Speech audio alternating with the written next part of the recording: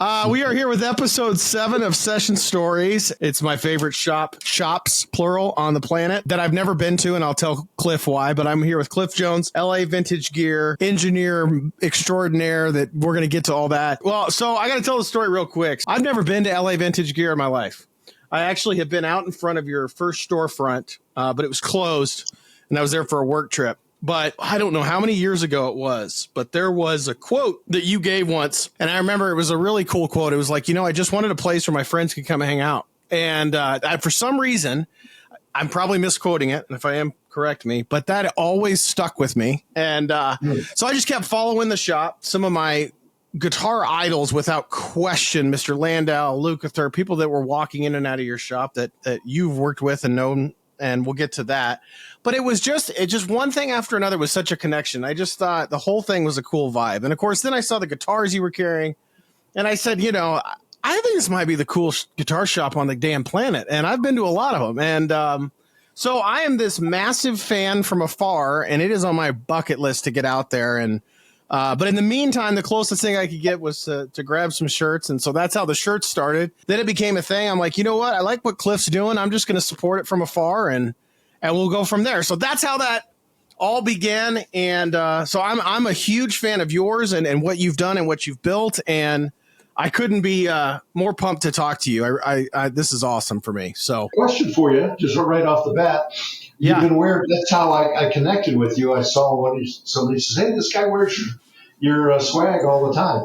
Well, what are you wearing today? Oh, so I didn't wear it today just because I figured, we'd be overloading the LA Vintage Gear, but this is my support live musicians, which I feel is just as important. So absolutely. If you ask my wife, there's rarely a day that I'm not wearing the LA Vintage Gear hoodie or t-shirt. So I love it. Let's start here. Where are you from? How did you get into music? What was the first introduction to music? Because I always love how it began for all of us who love music and love instruments and love rock and roll and love bands. And how did the music bug hit Clif Jones? My dad was a pretty big time disc jockey. He's in 2 Radio Hall of Fames, one in Texas. He worked at Kilt in Houston, and you probably heard of that. That's the biggest station in Houston. He's worked all over Minnesota, WDGY. He worked in Atlanta at WQXI, WFOM. I did it for a short time, trying to emulate my dad. So I guess that's where the voice comes from. But my dad used to spin all the top 40 records. And he would give me the records when I was 8 years old, 9 years old, 10, of what he couldn't play on the radio station, which was Iron Butterfly and Trapeze and Mata Hoople and just, stuff that I grew up with. Allman Brothers wasn't on top 40. And I just, my dad was my hero. I just worshiped the guy. And I wanted to be like him. And I would go to the radio station and give me a stack of 45s and some commercial tapes, and I tried to emulate him. Wasn't enough knobs on the console for me. After high school, did live sound in Atlanta, Georgia, a band called Choice. Then I got the opportunity to move to California with a band that had a record contract. I was going to work with them. The record company folded. Everybody went back home. I stayed, took a recording class because I went around to all the studios. Real quick story. Do we have time for a quick story? We have time for all the stories. I want to hear all the stories. Okay. Yes. When everybody went back home with their tail between their legs, I said, I got to stay and I got to make it in the music business. And I wanted to make it. I wanted to become a record engineer. So I went around with my resume, and I went to Warner Brothers, and a guy named Bill Lazarus was in charge of engineering over there. And he is the guy who engineered Sweet Baby James record for James Taylor. Probably his biggest claim to fame. Did a lot of Neil Young stuff, Buffalo, Springfield stuff. And he asked me, he said, what's the difference between a ribbon microphone, a condenser, and a dynamic? And I said, I don't know, man. I put a 57 on the guitars and 421 on the kick and maybe 84s on the overhead, 414s, whatever. And he said, you need to take my class if you want to be serious about this in California. I said, all right. So I took his class, and graduated out of his class to answer the telephones at Evergreen Studios about 80 hours a week. And And what year is this, Cliff? What that around would what time is be this? 1978, Okay. Okay. long time ago. Yeah. Got a job at Evergreen in 1978, 79.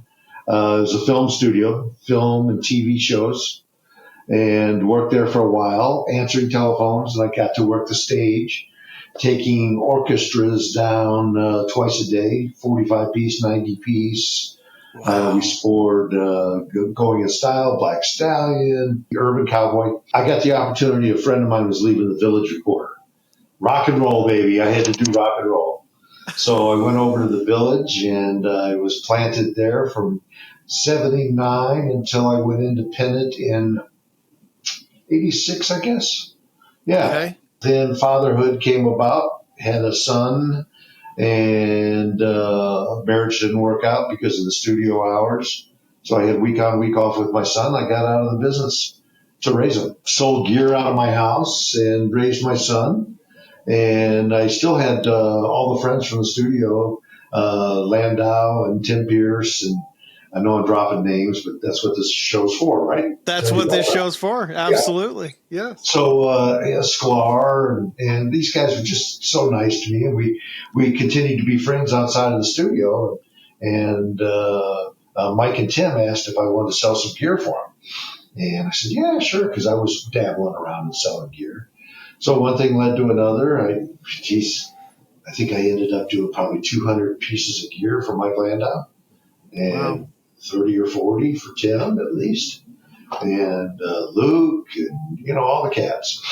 So fast forward another 15 years and got married, and wife says, you ever thought about maybe getting a shop and like all these hippies walking down the driveway, walk out with guitars?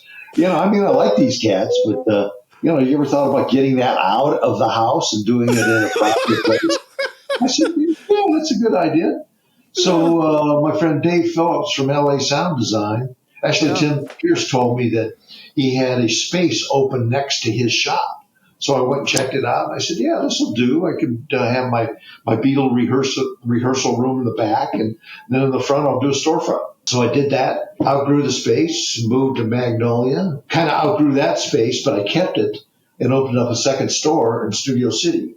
So I had two LA Vintage Gears, one in Studio City, one in Burbank. It's my clubhouse. I have a great time with it, man. I get the right cats coming in, and we're not the Guitar Center where you can sit down and play, Freebird for 2 or 3 hours. I'm going to give you half an hour to play and do your thing.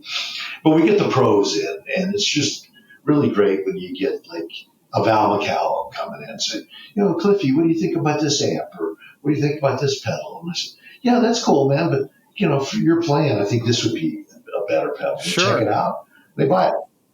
And that's just kind of how I've gotten the shop up to where it's at. And my little thing is, my little niche is I carry stuff that nobody else in town really carries. I carry all the hip relic guitars like K-Line and Exotic, and Mario Martin was a big Danocaster dealer. And then amps like Benson and Park and Mitch Colby, and I hate leaving people out of this. Blankenship amps, and I have to believe in them because I have to buy it, right? Sure. Yeah. Sure. I can't send it back. So I believe in this stuff, and I believe in the little builders that are really building great stuff. And so I've built that little niche that I'm the cat that carries stuff nobody else really has. But of course, I got Fenders and Gibsons, Strats and Les Pauls, stuff like that, Tony's. Used. I'm not a new dealer for either one of those companies, but come on, they started it all.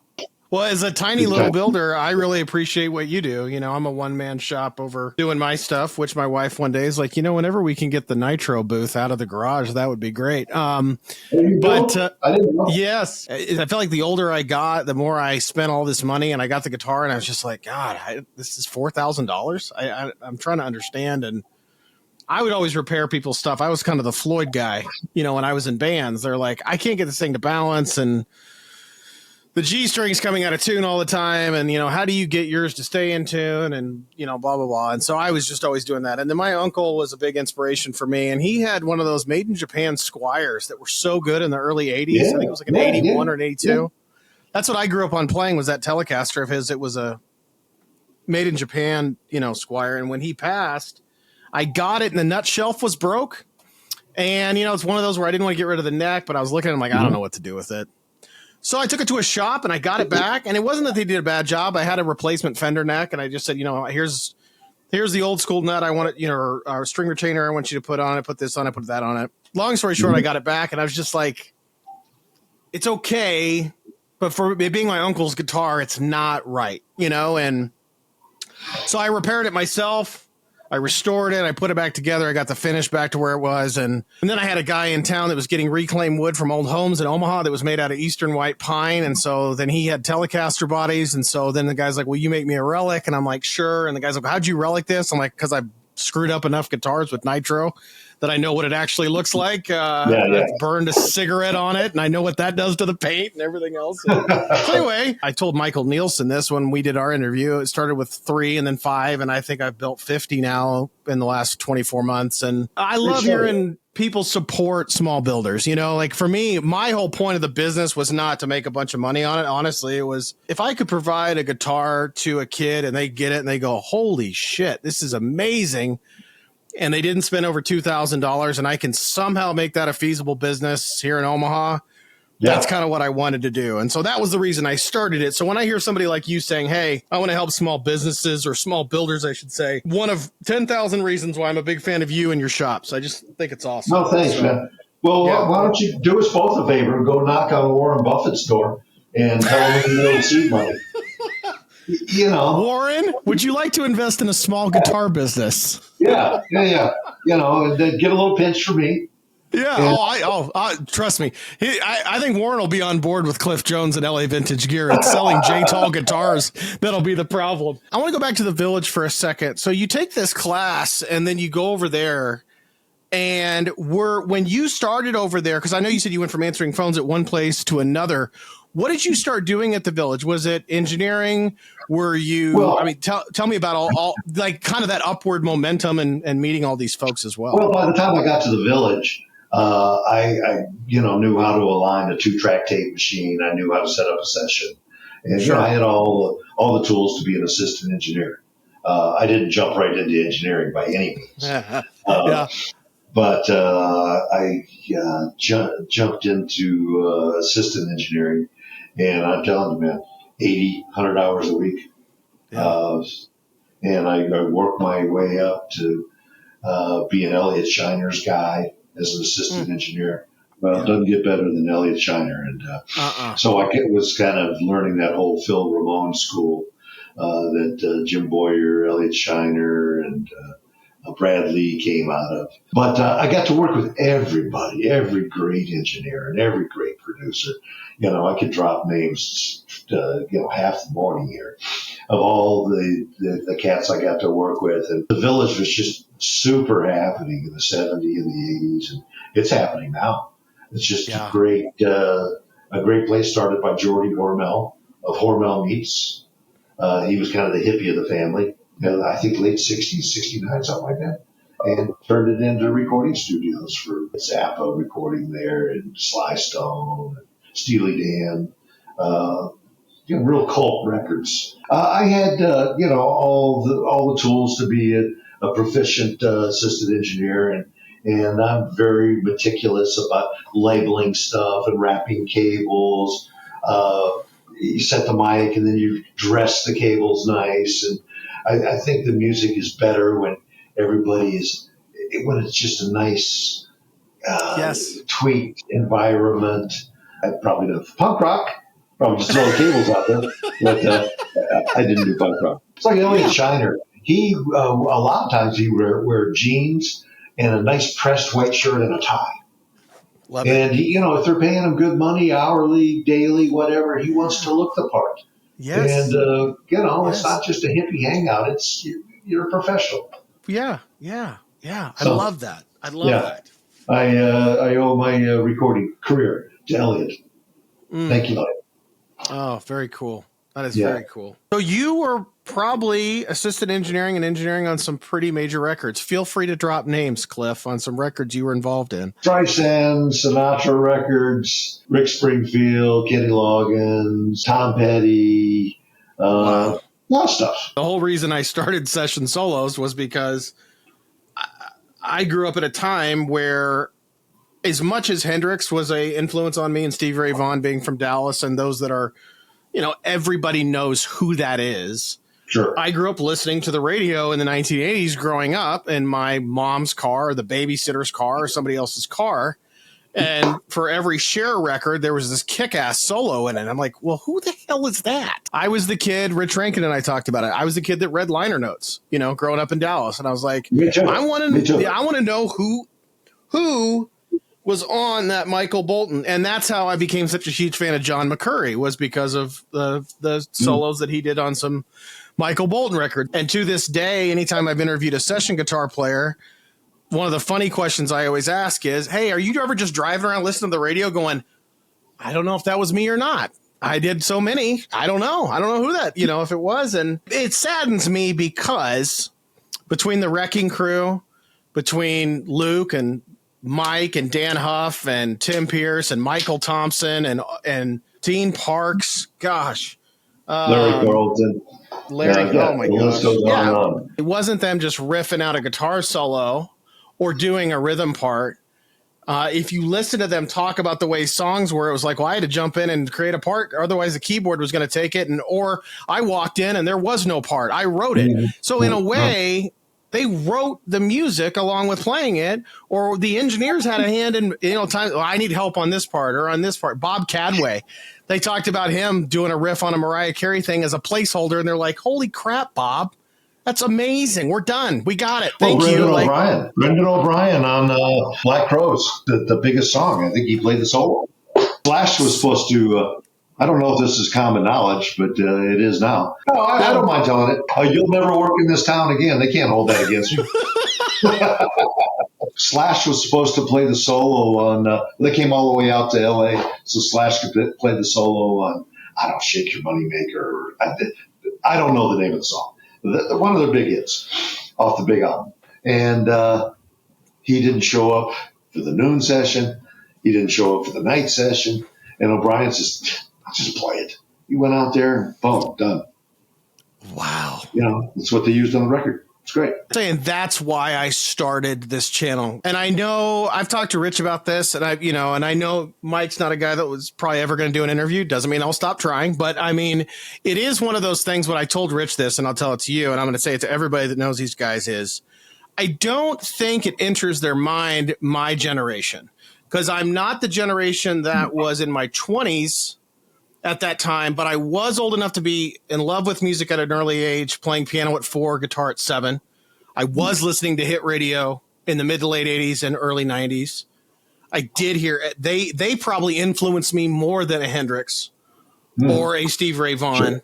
Yeah. I've stolen more licks from Mike Landau and Dan Huff, and with the exception of Mark Diglio, than any probably 3 guitarists alive. And it's funny in that I can't, no one sits in unless you're a guitar player and they're not going to associate Mike with the band, or, they associate Luke with Toto, but it's like, you don't understand what those guys did on records that I patterned myself. And now the cool part, Cliff, is an 18-year-old kid that I get 3 to 5 emails a day or messages on YouTube that says, I had no idea this music existed.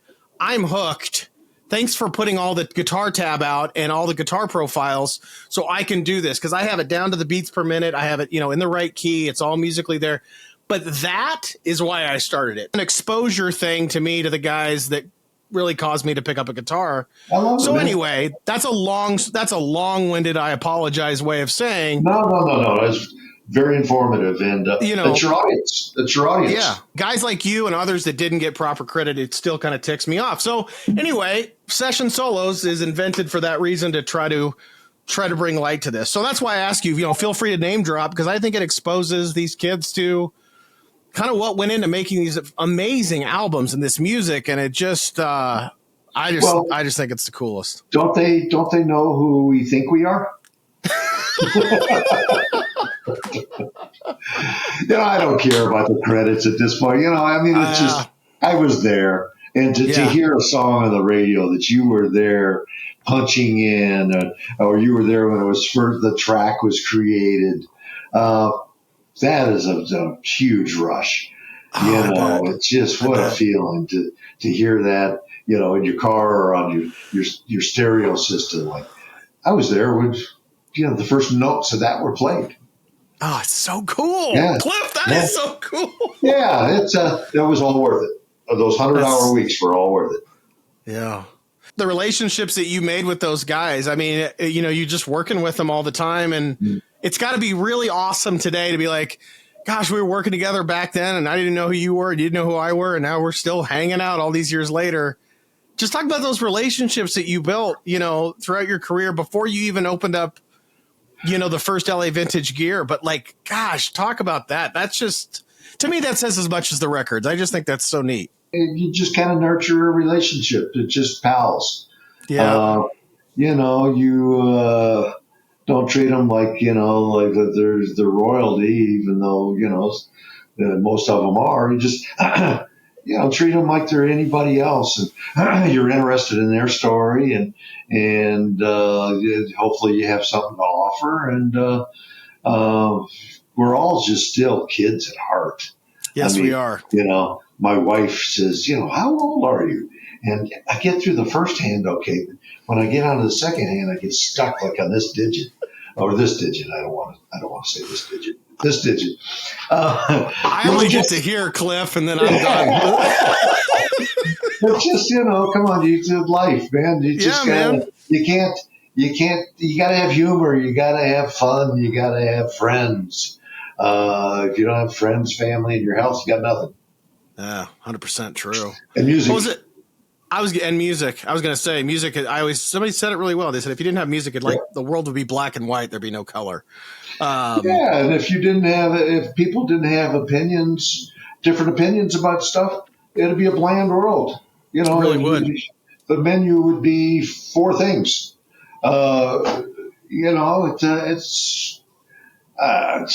America could be. I don't want to go off on a tangent. No, I love tangents. It could be better. We've gotten kind of sidetracked. America's kind of broken.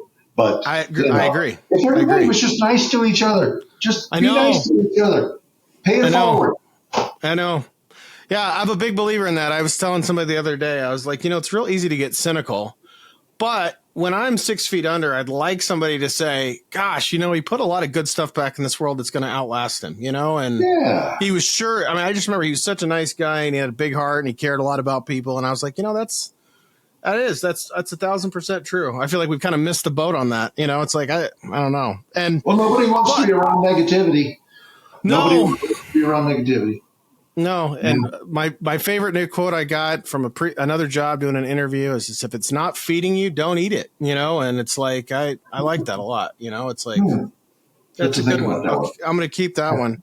Let's get to some name dropping here. I'm curious about this because I really want to spend a lot of time too talking about LA Vintage Gear and your first store and your second store and the music business and just all the cool stories because I can't wait to get out there one day and see it myself. I'll probably have a hard time leaving. You'll be like, John, I have to close now. Get out. But when was the first time you met Mr. Mike Landau and what was that like? And was there moments like that with guitarists where you were just sitting there the first time and you heard him and you're going, holy crap. The first time I met Mike was on a session where I was running the tape machine. And he had his rack and his pedal board and we just became fast friends that, cool. You're sitting there in charge of the tape machine and you have to read their mind a little bit about where to roll back to and how much pre-roll you need before you punch them in. And we just, I felt like we really connected. And, that's awesome. Just went to all his live shows after that. And I probably count on one hand the Mike Landau live shows in LA in the last 30 years I've missed. But I love when you put up his live stuff because I think it's really cool for people to see, whether he's playing at the Baked Potato or whatever. I think it's really cool for people to get a chance to see him play live. That's awesome. Yeah. And he doesn't mind. But what blows my mind is a guitar player that good, and sometimes the place isn't sold out. Very rare it's not sold out for Mike. But to go and see somebody in that setting, you're feet away from one of the greatest guitar players that ever lived. Ever touched the guitar. Yeah. I'm a blessed guy. And I'll drop a thing here that I never asked for a free ticket. I always buy tickets to the show, but Mike always gives me his table right in the corner. And I mean, how blessed am I to get that? I know. It's just so cool. Speaks to how it speaks to relationships, and how you treat people. It's just awesome. That's so neat. Speaking of which, I do have a Mike Landau rack question, only because I was digging up photos. So several years back, you had the original Coma guitar, and his rack was in the shop. I'm assuming it was in Burbank, and you guys took photos of it. I thought, because I just did an interview with Andrew Raharjo, who redid Dan Huff's rack before it got tossed and thrown away, and he's restored the whole thing. But I saw that photo, and I must have thought to myself, I was for sure Mike the Bradshaw rack would have, gone off and sold to pieces. So is it gone, or was it in your shop hanging out? Is it still there? Is it, I was just curious about that when I was doing that research. It's in my bedroom. Is it really? No. I was about to say. No, actually, John Shanks bought that rack. Really? And, yeah, he uses that rack at his studio, and cool. He bought it. That's very cool. That is very cool. Was that thing all intact? I mean, did Mike kind of leave it alone once he stopped using it and just? I think he pulled the chorus out of there. The Dino, my piano chorus. Yeah. That's about it. That's pretty much left it intact. Yeah. Yeah. I just thought I did that interview with Andrew, and I was talking to him about it, and Andrew's become kind of a rack expert of like going back in and opening these things up and really, truly bringing them back to life. Very cool. And we got to talking about it off camera. We were just talking about racks and stuff, and I was like, I don't know how many racks are still of those guys. Do they still exist? I think I saw Frankie Sullivan. He has the floor unit for the Bradshaw switching system was in a warehouse or something. But it's so funny. I told Mark this, and I've told other people this. I was like, yeah, I mean, I had him slightly late to the game, but I had a pretty good collection. And then I sold him in 1997 for like nothing. And I go on Reverb now and I see what like an ADA MP1 is going for. And I go, oh, I'm an idiot. I don't know what I was thinking. They're selling that thing for $89. It's going for like $600 now. So it's really cool to watch the resurgence of that. Everything kind of comes back around, right? Everything's kind of cyclical. Most of these cats, they just kind of walk in with a couple amps, wet and dry, and up one. Made by Exactatone out of Nashville, or Dave Phillips, LA Sound Design, or Friedman, or what have you. They walk in with their, whole pedal board. A lot of these guys do it from home too. Michael Thompson has got a home rig, and I mean all these cats do. Jim Pierce, Mike and Val. And you're going to trade in the 100 hours. And, obviously raise your son, which is so cool. How long, though, did it go between that time period and the idea of opening your first shop? Because you were like, there was 15 years there. I think you were saying earlier, it was, what was kind of that time period like? Truly just more and more people showing up on the driveway type thing? Yeah, I think it was just kind of building my business, my online presence, of selling Mike's gear and Luke and Tim's. They kept bringing stuff to me, and I kept selling it online. And it all kind of started when eBay started. My son hit me to eBay, and I said, "Oh, there goes your college education." He actually graduated with no student loans. So. I was buying stuff left and right. Yeah. Was there ever a moment where like Mike brought you something, or Tim or Luke, and you're like, I'm not selling this. I will keep it. I'll buy it myself. Yeah. Oh yeah. Yeah. Lots of times. I bet. Yeah. You're going to sell what? Yeah. Yeah. Yeah. I know. Let's talk about the first location when you opened up and in Burbank, and what was that like? And talk about just what that's like as a business owner, going from I'm working out of my house, I got a growing business. Is there that trepidation like, oh my God, I'm going brick and mortar. Here we go. Like, talk about just the early feelings and All the money that you have to invest in it is huge. Sometimes you have to put a deposit down on this gear, and so you're not going to recoup your money for 6 months. You're not going to see the gear for 6 months, 9 months. So yeah, it's not for the faint of heart owning a guitar store. Oh, it's not for the faint of heart building guitars now in 2024. Yeah.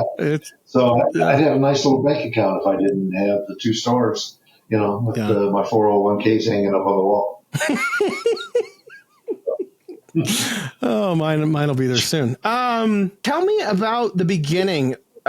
Was it like, all right, we're up and running, here we go, and then the guys just move from your driveway to your store and they start coming and hanging out? Did it take a minute for people to kind of make the adjustment? What was the first couple months, first year like and all that? Oh, God, yes. I felt like the Maytag repairman for the first year or two. I would sit there, nobody would come in the door, and then little by little, word got out, people came in. The first place was really, really small. It was a front room, a middle room, and the back room was my rehearsal place. It was very small. It was in a Jewish Chabad center. Dave was right next door doing his pedal boards. So we were both kind of cramped. Parking was horrible. So, and what year would that have been? The first store with this first location? I think I've had a storefront now for maybe 12 years, I guess. Okay. Yeah, that sounds about right. 12, 13 years. So I had that place a good 5 years. I'd say 6 years. And then the move over to Burbank. So I've been there for 5 years. So yeah, I'd say about 12 years. So you expanded pretty quick to Studio City then, in the grand scheme of things. I mean, just in terms of music stores, it's not like you said, I had this location for 35 years and I finally decided to open a second one. So it must have been, 5 years, 6 years about, and then you're like, we're going to open Studio City. I came into 10,000 vacuum tubes for tube amps. I remember this. Oh, Cliff, I remember when you were listing these. We got to get to that story. I'd love to hear about that. Yeah, the story, the collector sold me 10,000 tubes in those little caddies. And man, we spent about 3 or 4 months testing them and testing them twice and marking them, labeling them. It was a big endeavor. And we still got probably 4,000 of the tubes left. Wow. Yeah. Wow. Yeah, we're still selling tubes. What was the connection with the tubes and opening Studio City? Was it just needing more space to do that? I needed more space. I didn't have the room to store 10,000 tubes. So I needed the room, and then I was getting more inventory with guitars and amps, so I needed a bigger place. Sure. And Imperial Guitars has got 3 locations, I think. And I said, well, if they could do it, I could do it. Do I wish I would have kept a little smaller? Just the one store? Yes and no. Is what it is. Let me go back to the tubes for a second. I mean, when you guys tested all those, how many were they? Was it one of those situations where you're like, man, these are virtually all good? I mean, I know inevitably you're going to find one that doesn't work, or what was that testing process like? That's crazy. Well, I think 20% of them were not good. Okay. A good 20% that weren't up to our specs because we wanted them factory or above. Okay, no bumpers. Sure. No 40%. Our whole thing is you're making your amp better. Okay, it's not just a replacement; it's making your amp better. Somebody walked in the shop early on or anything like that, where you just were like, "Oh, I don't even know. I didn't even know you knew where I was or that you knew where this shop was." I'm sure you've had many moments where there was like somebody walked into the shop and it kind of just blew your mind that they were in the store. Were there any moments like that? Yeah, one guy. It was the old shop, the first shop. I got a call at 5 o'clock, and a guy named Night Bob called and said, "Hey, I'm in the car with Walter Becker, Steely Dan, and will you stay open a little bit late for us? And I said, Night Bob, Walter Becker, yeah, sure. I said, you know what? Whatever. Sure. Sure. I'm game. So I stayed, sure enough, and walks Walter Becker with Night Bob. And so I'm a Steely Dan nut. You kidding? It's some of the best music ever made, note by note. Yeah. Well, you're talking to a Steely Dan fan, so you keep going. Yeah. So Walter, he played every guitar and every amp in the store, and walked out with about 10 grand worth of stuff. So that made my day. And so I think about this third visit. I said, Walter, I kind of got to know him. I never pushed a camera in his face or autograph or any of that. Sure. And he said, that's why he liked coming in, because I wasn't all over him. And I said, well, I got a question. Night Bob, how'd you get your name, Night Bob? And Walter says, you got to sit down for this. This story. I don't know if you're going to be able to handle it. It's so intriguing. I said, okay.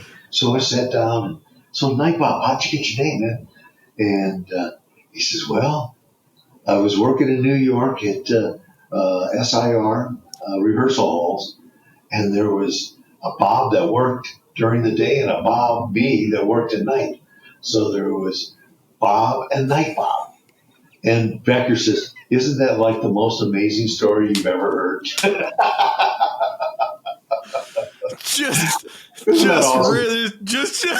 Yeah. I love that. That's so good. That's that Steely Dan cynical humor. That is just amazing. Bless his soul, man. He was one of a kind. And every guitar shop loved the guy because he would buy at every shop in town, everywhere. Wow. I'll get back to story time for a second. I'm just curious in this day and age, just about your thoughts on the music business in general and selling guitars, and what was COVID like and post-COVID, and where do you see kind of things going? I kind of asked Rich, ranking this at James Tyler too. I'd love to get your thoughts, and just where do you see us sitting here on February 1st of 2024 in the guitar business? COVID was really good for us. Actually, it seems like people got a little stimulus money, and it seems like people were at home, so they started kind of going through their amps and I need a new amp, or I want to trade this one in, or I want to pare down my collection. So they were buying. We weren't in the shop the first couple of 3 months. Yep. I took care of my guys. But then after COVID, after the stimulus money stopped, there was a little lull. It was a little bit of tough times, and. It's not, things aren't so rosy for a guitar shop now, but, we're hanging in there. Yeah, that's what I was going to ask is, what does the guitar market look like to Clif Jones, not just for 2024, but and beyond? Like, if you had to get out the old crystal ball. It's consistent, I guess. You're not going to get rich. It's a living, and it's fun. It's a hang. Let me go back to your not going to get rich statement. Do you think it's more about the amount of people playing the instrument, popular music, not featuring guitars as much as they did 30, 40 years ago? Do you think it's everybody bought more guitars than in history of guitar making during COVID, and now we're kind of correcting? I mean, what do you... I think there's a lot of guitar players out there, and I think there's a lot more every day. But how can a mom and pop shop compete with Guitar Center, where you can play the guitar for a week and then bring it back? Sure. Sure. We can't compete with that. And Sweetwater buys stuff by the pallets. How can we compete with that? So we're kind of, the vibey place where you can come and actually play the instrument and get stuff that nobody else has. The internet, it's a blessing and it's a curse. There's enough good players for good instruments out there. I mean, Tyler is doing well. Rich really resurrected that company. Jim's been doing it for so long, and he's tired. He needed a guy like Rich to come in and help him out. What a great relationship guy, too. Speaking of just an unbelievable human being. He's always treated us so great. Yeah, just love him to death. I'm with you on guitars coming up every day. But the other reason I'm such a huge fan of what you do, and I'm going to support the hell out of LA Vintage Gear Thank you. yes, it's giving small business, small builders, the time. It is a vibey place for people to come hang out. But it's that exact thing that I told, Mark Diglio. I said, when I was a kid and that music was super popular and there was all kinds of trem tricks and harmonics and everything else, you either had to mail order a VHS, which would take about a month and a half to finally arrive, I would say give or take. Yeah. You had to wait for the once a month magazine that was just tab and it was all sitting in a thing. I said, or I hung out at local guitar stores, and I don't mean Guitar Center in Dallas. I mean, Brook Mays and, local shops. And I'd go bug the guy with long hair in the corner and be like, hey, could you show me how to do that thing where it's like you slide off to nowhere? Like, how do you do that? Or like, how did you get a harmonic on the second fret? I can only get it up here. And you need to change your pick position, put it right here. And you can, that's how I learned. I'm not going out without a fight. I'm going to keep supporting local music shops because to me, it's way more than just a place I can go and buy an instrument. It is a hang. It's the relationships you make in there. It's people come to the little shops, little guys. Yes. Because I'm telling you, you're not just going to get a guitar. You're going to get an education is what's also going to happen. Because you never know who you're going to run into that can kind of change your musical path. And I mean, seriously, I have memories of walking in and hearing one little tip, and it changed the way I played, And again, I don't want to drop names, but you come into LA Vintage Gear and you don't know who you're going to run into. Alan Hines is in, a couple times a week, and Val McCall and Dean and Tim. They come in and they're not standoffish at all. They're very, very cool. So you might run into somebody. How many times at your shop have you just had a jam breakout and you look around and you just go, holy crap, I kind of need to pinch myself. I can't believe all the four of these guys are jamming right now. Several times. That's why I enjoy it so much. That's why I do it. And going back to the Village and stuff like that, were there any specific session players that you remember? You always hear the story about, all right, let's see how many takes we need to do this, and somebody rips off something perfectly in one take. Was there ever, a drummer or a guitar player or a bass player, somebody that really just, you were on a session, and were there moments like that you still look back on and go, I can't believe I was there to watch that? Jeff McCall. Never more than 2 takes. Well, it's substitute the game or something like that. But Jeff usually had the song in 1 take. Oh, he'd go. These songwriters, they come in with a tune. Okay. Jeff would make it into a song. Yeah. He would go out there and listen to it through his headphones or listen in the control room and then go out and play it. And he just nailed it. And he, he got to the point where he would come in and tell the engineer, producer, songwriter, artist, that's it, man. I'm not going to be able to do it any better. That's the take. And okay. Jeff Picaro, yeah, he was the cat. Luke, same way, he would turn a tune into a song, come up with some hook. That was just perfect. Great. Made it all come together, all sections. Yeah. All these guys are just so good. Landau. You hire these guys because you don't micromanage them. Just let them go. Do you have a favorite record that you were involved in that like you hear now and you're like, I can't believe I was sitting in the studio for that record? Is there one that still kind of blows you away? One in particular over the others? Frank Sinatra, LA is my lady. Wow, how cool is that? Clif Jones producing.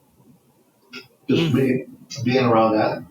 And I think one of my standouts, I guess, is Linda Ronstadt album that never came out. And it was produced by Jerry Wexler of Muscle Shoals fame, Aretha Franklin. He went to New York and cut the standards record with Linda, 4 or 5 piece, stand-up bass, piano, jazz box guitar. Was that it? 3 piece, 4 piece. And then she did the vocals. And it was just the 3 of us, Jim Boyer engineering, Jerry Wexler producing, Linda singing, me assisting. She would just go out and sing through a U67, and just these standards blew you away. But Elektra shelved that record because it wasn't commercial enough, and she cut the record with Nelson Middle and his orchestra. And I kind of liked it stripped down. I liked hearing Linda stripped down with these acoustic instruments. That was, and then the stories. You know, we quit about 7, 8 o'clock at night, and Jerry Wexler would just sit around and tell us all these stories about Muscle Shoals, and Dwayne Allman, and Booker T, Aretha. I mean, come on, that's the greatest.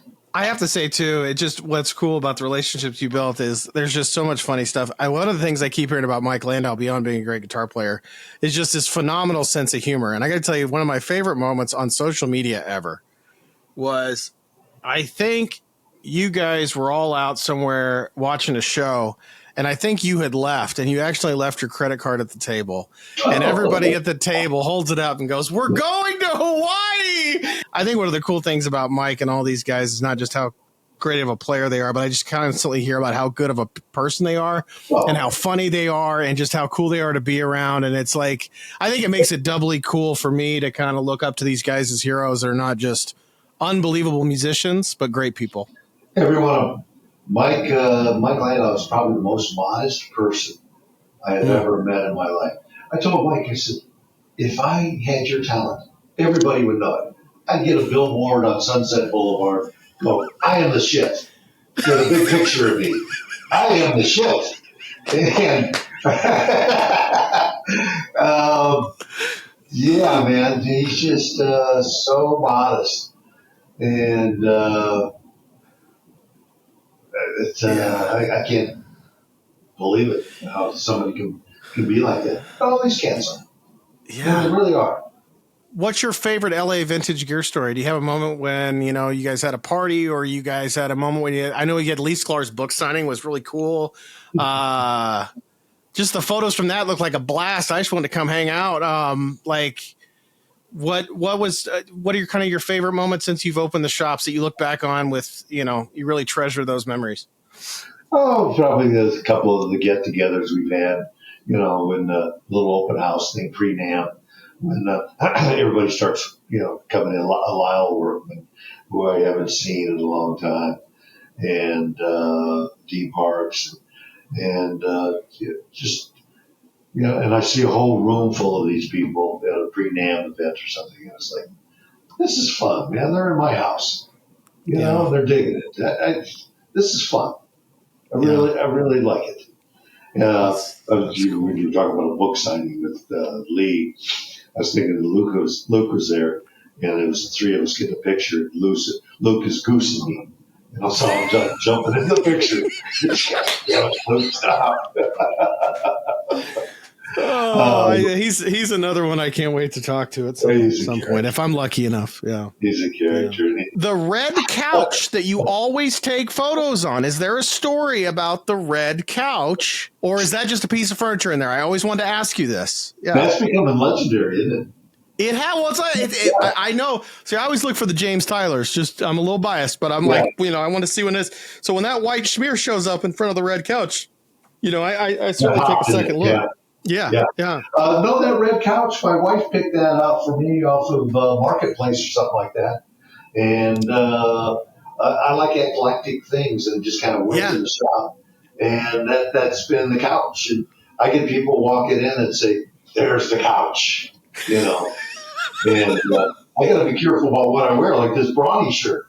You're going to blend right in. You blend right into that couch. Yeah, blend right in. You know, that couch, it could tell some stories. Maybe you should interview the couch next. Let me know when the couch is available. I'd like to interview the couch. Cool. Yes.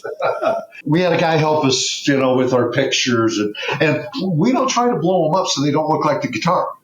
Those are real. I know, that's a problem, because sometimes I love photography and I take pictures of my own guitar and then I go, I can't use that. It makes the guitar look different than it actually is. Yeah. Like, no, we don't want to do that. We don't want something to show up and it's not that, you know, doesn't look anything like that guitar.